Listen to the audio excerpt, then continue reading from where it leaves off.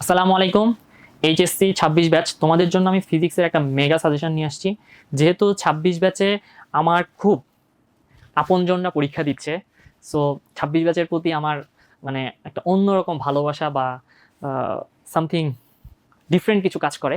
So ওদের জন্য আমি ফিজিক্সের, ভাই বিশ্বাস করো, ৩টা ৪টা রাত জেগে এই সাজেশনগুলো তোমাদের জন্য বানাইছি। তো তোমরা যারা আসলে ব্যাকবেঞ্চার আসো, এবং সবার জন্য এই সাজেশনটা, বাট যারা আমার মতো ব্যাকবেঞ্চার আসো, সারা বছর কিছুই পড়ো নাই, পরীক্ষার আগের রাতে পড়ে পরীক্ষা দিতে যাবা, শুধুমাত্র তাদের জন্য আমি অল্প কিছু সাজেশন বানাইছি। তো এই সাজেশনটা যদি তুমি কমপ্লিট করে যাও, ইনশাল্লাহ পরীক্ষার মধ্যে তুমি 40+ কত ভাইয়া 40+ মার্কস ক্যারি করতে পারবা এবং হুবহু কমন পাবা। তো আমরা একটু দেখি কি আছে।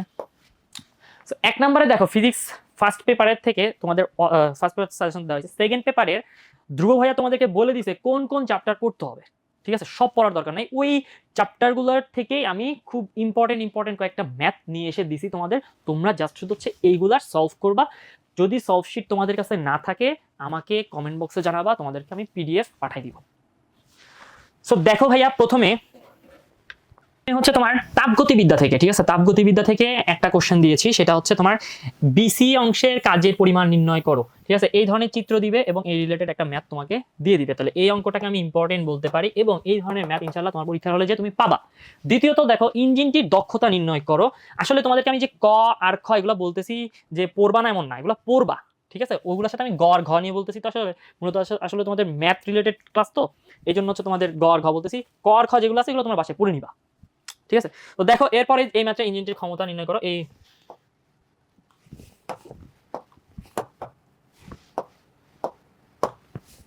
এই ম্যাথটা, ঠিক আছে, এই ম্যাথটা ইঞ্জিনটির ক্ষমতা নির্ণয় করো, সরি দক্ষতা, ইঞ্জিনটির দক্ষতা নির্ণয় করো। এই রিলেটেড ম্যাথ তোমাকে মাস্ট বি করতে হবে। ঠিক আছে, নেক্সট আসো। দেখো দেখো এই যে কৃত কাজ রিলেটেড ম্যাথ। ঠিক আছে, এইখানে রুদ্রতাপীয় প্রসারণ, তারপর হচ্ছে রুদ্রতাপীয় সংকোচন, সমষ্ণ প্রসারণ, সমষ্ণ সংকোচন, এই রিলেটেড যে ম্যাথগুলো আছে তোমাদের বইয়ের মধ্যে, সেখান থেকে চট্টগ্রাম বোর্ড 2024 সালে আসা একটা ম্যাথ দিছে। তো এই টাইপের ম্যাথ তোমরা ভালো করে করবা।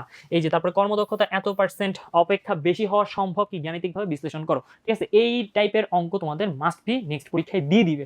সো এই প্রশ্নগুলো তোমরা ভালো করে সলভ করবা। সো নেক্সট দেখো, এটা হচ্ছে তোমার স্থিরতড়িৎ থেকে আসা 2টা প্রশ্ন। এই 2টা প্রশ্ন যারা একটু স্থিরতড়িৎ কম পারো তাদেরকে বলবো স্কিপ করতে এই ম্যাথগুলা, কিন্তু যারা মোটামুটি পারো তারা এই 2টা ম্যাথ ভাই মাস্ট বি ভালো করে করে যাবা। ঠিক আছে, কারণ এই টাইপের ম্যাথই তোমার পরীক্ষায় পাবা। নেক্সট হচ্ছে আরেকটা ম্যাথ, এটা একটু বড়, এটা তোমাদের একটু বড় টাইপের ম্যাথ, মানে হচ্ছে প্রাবল্য টাবল্য নির্ণয় করতে হয়। তো এটা যারা একটু কি বলবো কম পারো তারা ওই 2টা ম্যাথই করো, এটা করার দরকার নাই। ঠিক আছে, আর যারা মোটামুটি স্থিরতড়িৎ ভালো করে পড়ছো তাদের জন্য আমি বলবো 3টা ম্যাথই ভালো করে করবা। নেক্সট দেখো, এটা হচ্ছে চলতড়িৎ থেকে আসা একটা কোশ্চেন, বর্তনী তুল্য রোধ। ভাইয়া তুল্য রোধ বললে এই টাইপের ম্যাথ তুমি মাস্ট করবা। ঠিক আছে, তুল্য রোধ তোমাকে মাস্ট করতেই হবে। আর এই ধরনের বর্তনী তোমাকে দিয়ে দিবে পরীক্ষার হলে এবং বলবে তুল্য রোধ নির্ণয় করো, তারপরে বলবে যে কোনো একটা বাদ দিয়ে দাও, তারপরে তুল্য রোধ নির্ণয় করো বা বিদ্যুৎ প্রবাহ নির্ণয় করো। তো এই টাইপের ম্যাথগুলো তোমার পরীক্ষায় মাস্ট বি আসবে। তো আমি এইটাকে একটু স্টার্ট দিচ্ছি কারণ এই ম্যাথটা হুবহু দিয়ে দিতে পারে।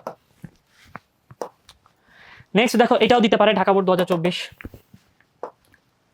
আচ্ছা, এরপরে হচ্ছে ভাইয়া ভৌত আলোক বিজ্ঞান। ঠিক আছে, ভৌত আলোক বিজ্ঞান থেকে তোমার ভৌত আলোক বিজ্ঞান থেকে হচ্ছে এই ম্যাথটা দিছে। দেখো, নির্গত ফোটনের শক্তি হিসাব করো।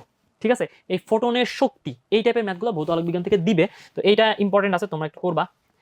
এইখান থেকে সবচেয়ে বেশি ইম্পর্টেন্ট হচ্ছে এই ম্যাথটা ভাইয়া, চট্টগ্রাম বোর্ড দেখো 2024 সালে আসছে। এই টাইপের ম্যাথ তোমার পরীক্ষায় আসবে, এইটুকু তুমি শিওর থাকো, কনফার্ম একদম। বুঝতে পারছো? তাহলে দেখো, এই টাইপের ম্যাথে তোমাকে বলে দিবে গ এবং ঘ।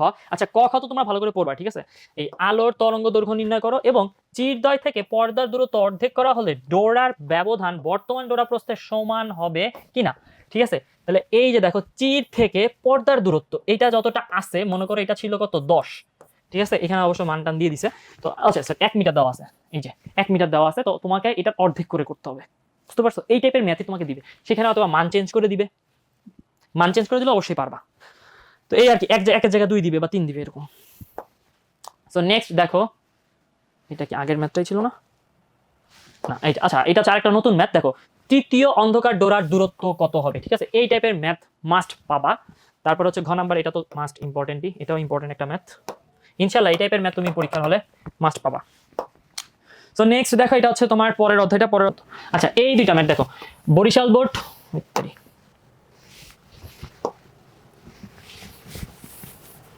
ঠিক আছে, দেখো এই দুইটা ম্যাথ হচ্ছে তোমার অর্ধায়ু দেওয়া থাকবে, তো অর্ধায়ু দেওয়া থাকলে তোমার গড় আয়ু নির্ণয় করতে বলবে।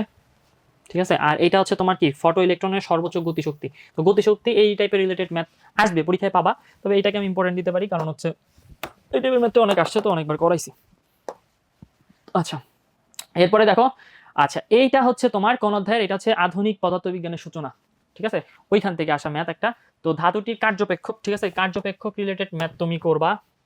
এই যে কার্যপেক্ষক রিলেটেড ম্যাথ তোমার পরীক্ষা আসতে পারে। আর হচ্ছে ভাইয়া এইখান থেকে তিনটা জিনিস আসে, সেটা হচ্ছে ভর, তারপর হচ্ছে সময়, আর একটা হচ্ছে কি দৈর্ঘ্য। এই তিনটা জিনিস এই চ্যাপ্টারে আছে।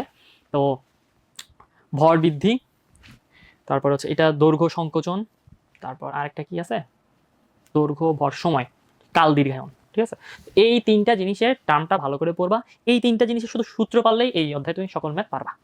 বুঝতে পারছো তো, এই ম্যাথটা অনেক বেশি ইম্পর্টেন্ট। ঠিক আছে, আচ্ছা নেক্সট আছে কি দেখি। নেক্সট হচ্ছে দেখো ওই একই অধ্যায়ের ম্যাথ, তবে এইখানে সূচন কম্পাঙ্ক বলছে। তো সূচন কম্পাঙ্ক বললে হচ্ছে তোমার, সূচন কম্পাঙ্ক বললে এই টাইপের ম্যাথ করতেই হবে মাস্ট। ঠিক আছে, তোমার পরীক্ষায় এইরকম ম্যাথ দিয়ে দিতে হবে। এটা চট্টগ্রাম 2025 আসছে, যদিও তোমাদের জন্য অত বেশি ইম্পর্টেন্ট না, কিন্তু মানে টাইপ ভিত্তিক ম্যাথ তো এই জন্য আমি দিয়ে দিছি।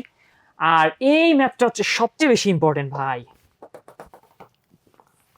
স্টারের ভর বর্ণা ওয়াই দিলাম। ঠিক আছে, পৃথিবীতে অবতরণের পর মহাশূন্যচারী বর্তমান বয়স কত। ঠিক আছে, উদ্দীপকটা ভালো করে পড়বা, এবং এই রিলেটেড ম্যাথ আমি করাইছি তোমাদের। তো এই ধরনের ম্যাথ করতে আশা করি না সমস্যা হবে, এই ম্যাথটা আসতে পারে।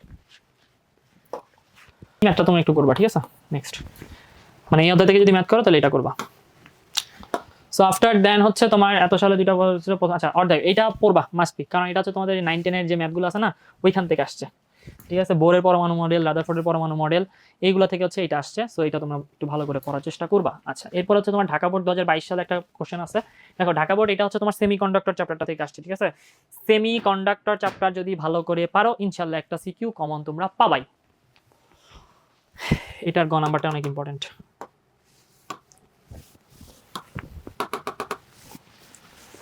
আচ্ছা, নেক্সট হচ্ছে দেখো চট্টগ্রাম বোর্ড 2022 সালে আসছে এই কোশ্চেনটা ভাই অনেক বেশি ইম্পর্টেন্ট, তোমরা এটা মাস্ট সলভ করে যাবা।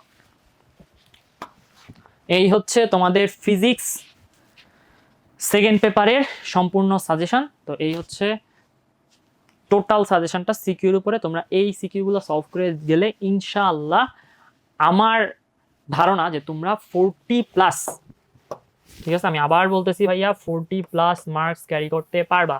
মিনিমাম 4টা সিকিউ হুবহু ইনশাল্লাহ কমন পড়বে তোমাদের। বুঝতে পারছো? তো তোমরা দেরি না করে ভাইয়া এই ক্লাসটা সম্পূর্ণ ভালো করে দেখে তারপর এটার যে সলিউশনটা আছে সলিউশন করতে বসে যাও। তোমাদের জন্য দোয়া থাকবে, ইনশাল্লাহ তোমরা এবার খুব ভালো একটা রেজাল্ট করতে পারবা। এবং আমি আশাবাদী তোমরা যদি সিকিউ এবং এমসিকিউ দুইটাই ভালো করে পড়ো তাহলে দেখা যাবে যে তোমরা মাস্ট বি 40+ মার্কস ক্যারি করে A+ পাচ্ছ। তো সবার জন্য দোয়া থাকবে, সবাই খুব ভালো করে পরীক্ষা দিতে যাবা, ভালোভাবে পড়বা, খাওয়া দাওয়া ঠিক মতো করো, উল্টাপাল্টা কাজ করো না আপাতত। আর যারা হচ্ছে ব্যাকবেঞ্চার ছিলা, ঠিক আছে ব্যাকবেঞ্চার ছিলা, গার্লফ্রেন্ড বয়ফ্রেন্ড নিয়ে ঘোরাফেরা করে বেড়াইছো, তাদেরকে বলবো ভাই আপাতত এই সময়টাতে ওই সকল কাজ বাদ দিয়ে, ওয়ার্ল্ড কাপের মতো জিনিসগুলো বাদ দিয়ে শুধুমাত্র পরীক্ষার পড়াশোনাতে একটু ফোকাস দাও। আগামী 2-3 দিন ভালো করে পড়া, তারপরে বাদ বাকি সব কইরো। ঠিক আছে, তো তোমাদেরকে বলবো, আসলে তোমাদেরকে তো বলেও লাভ হয় না, তারপরেও বলবো ভাই সব বাদ, শুধুমাত্র পড়াশোনা এবং পরীক্ষার মধ্যে একটা ভালো রেজাল্ট করে নিয়ে আসা। সবার জন্য শুভকামনা থাকবে, সবাই ভালো করে পরীক্ষা দিবা।